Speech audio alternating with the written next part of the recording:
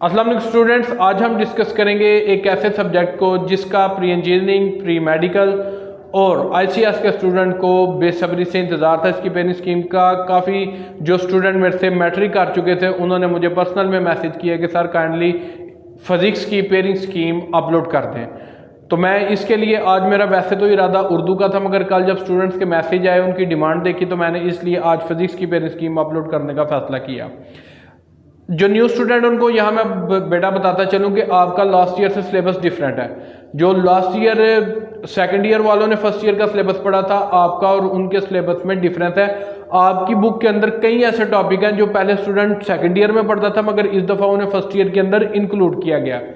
दूसरे नंबर पे अगले साल जो आप लोग सेकंड ईयर का सिलेबस पढ़ेंगे उसके अंदर माइट पॉसिबल है कि बीएससी लेवल के कॉन्सेप्ट्स को इंक्लूड किया जाए।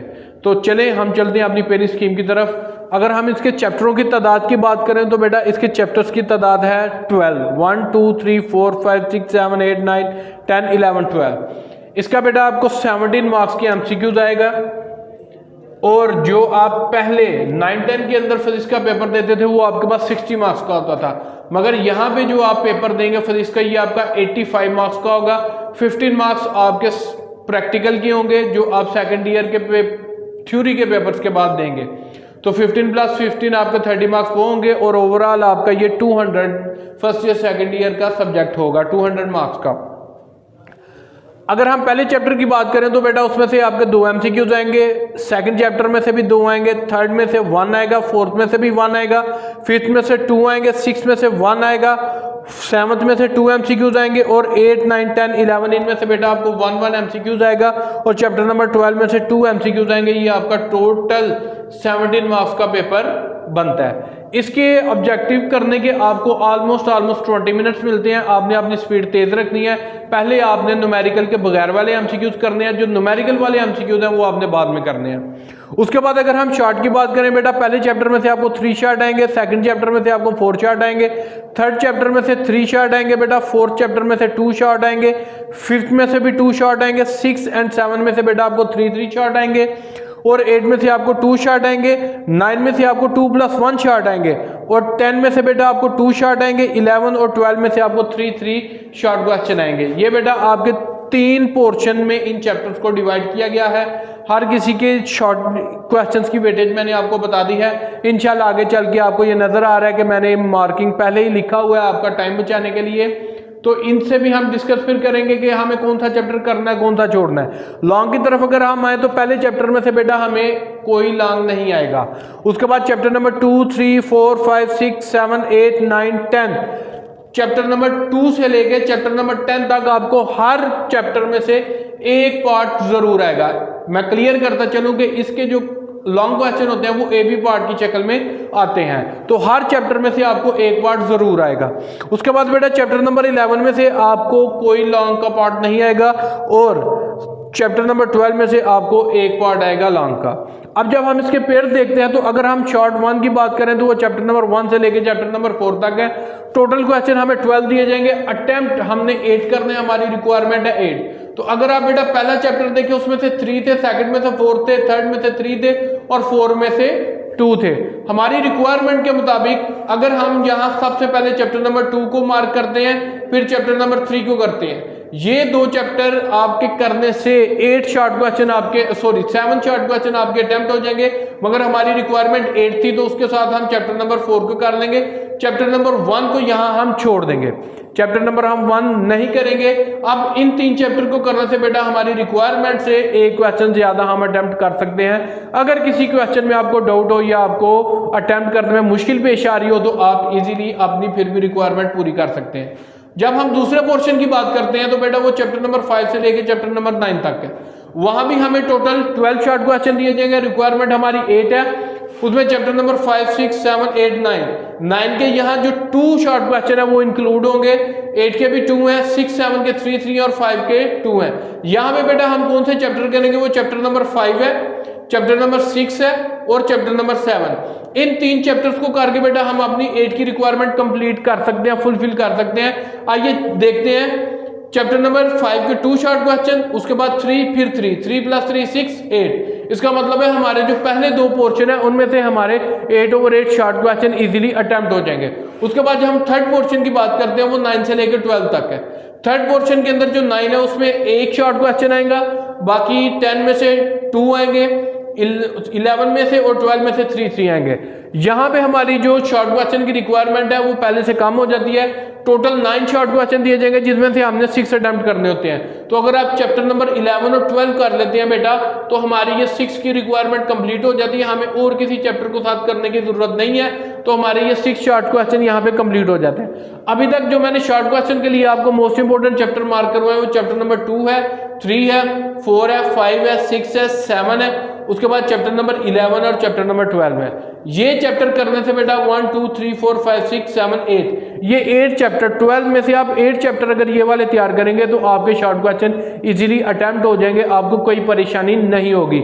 आपने बेटा इसका एक बात याद रखनी है, इसके शॉर्ट और एमसीक्यूज करने के लिए आपने फिजिक्स की एक्सरसाइज हरगिज नहीं छोड़नी, क्योंकि इसकी एक्सरसाइज वेरी वेरी इंपॉर्टेंट है। ऑलमोस्ट 66% शॉर्ट क्वेश्चन आपको एक्सरसाइज में से ही आते हैं।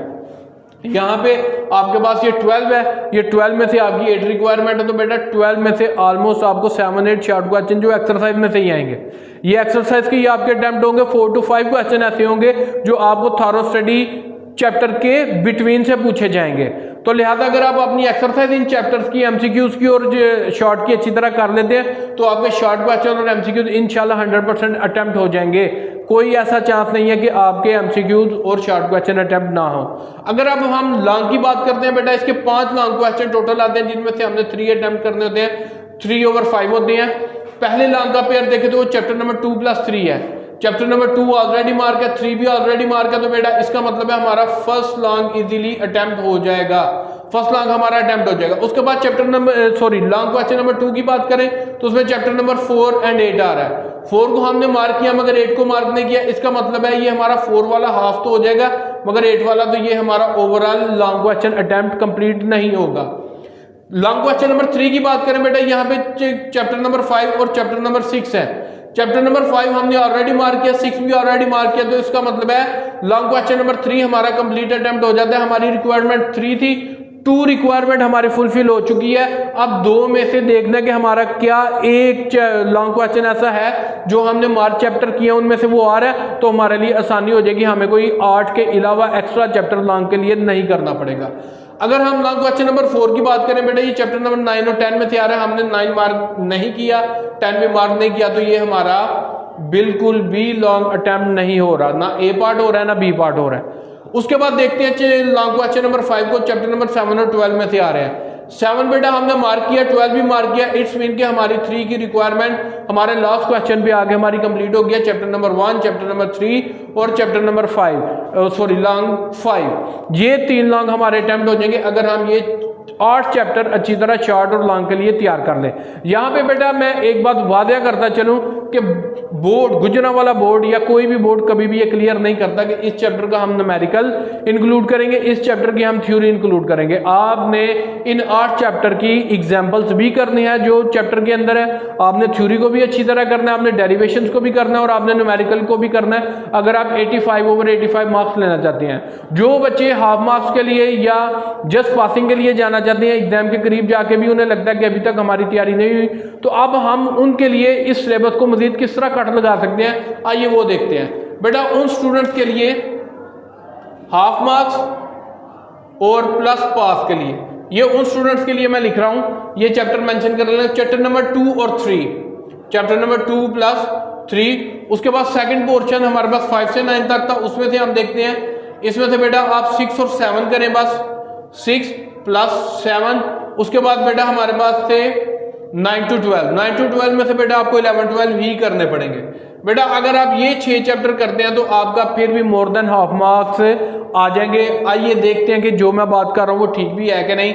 2-3 में से हमें कितने क्वेश्चन आ रहे हैं बेटा, 7 शॉर्ट क्वेश्चन हमारे अटेम्प्ट होंगे। 6-7 में से बेटा कितने होंगे, 6, और 11-12 में से भी हो जाएंगे 6। इन्हें अगर आप टोटल करते हैं तो ये आपके पास बनता है 6 + 6 12 + 7, ये आपके पास बेटा 19 शॉर्ट क्वेश्चन और ये 38 मार्क्स के आपके शॉर्ट क्वेश्चन बन गए। अगर हम लॉन्ग देखते हैं बेटा, लॉन्ग को हम देखते हैं कि वो हमारे कितने अटेम्प्ट हो सकते हैं, कितने पार्ट अटेम्प्ट हो सकते हैं, 2 3 एक पूरा लॉन्ग 38 में प्लस 8 कर लें। उसके बाद बेटा 6 और 7 है, 6 7 यहाँ हमारे पास दोनों ही मार्क है, सॉरी 6 7 नहीं, यहाँ हमारे पास 6 का भी हाफ हो जाएगा, 7 का भी हाफ हो जाएगा। इसका मतलब है हमारे ऑलमोस्ट 2 लॉन्ग कंप्लीट अटेम्प्ट हो जाते हैं।